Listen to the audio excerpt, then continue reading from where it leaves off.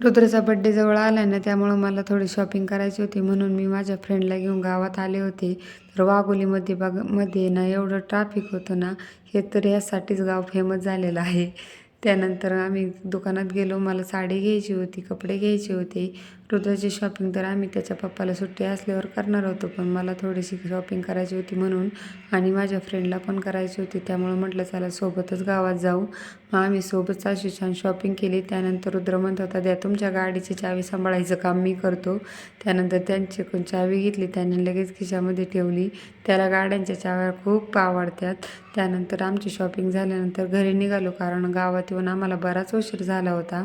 घरी निघताना पण एवढं खतरनाक ट्रॅफिक लागलं होतं ना, पण असू द्या.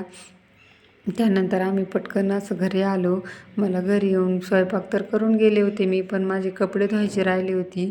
त्यामुळं घरी आले, अगोदर चेंज केलं आणि त्यानंतर कपडे धुवायला घेतले. कपडे पण आज जास्त होते, त्यामुळं म्हटलं आधी कपडे धुवून घ्यावी.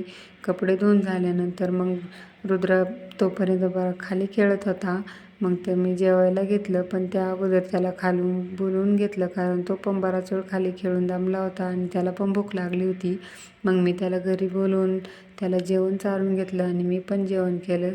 तो आमच्यासोबत फिरून एवढा दमला होता ना, त्यामुळं त्याला मी अगोदर झोपी लावलं आणि तो घरी आल्यावर जेवण करून झाल्यावर लगेच झोपला ना. असं गेला आमचा आजचा दिवस. राधे राधे.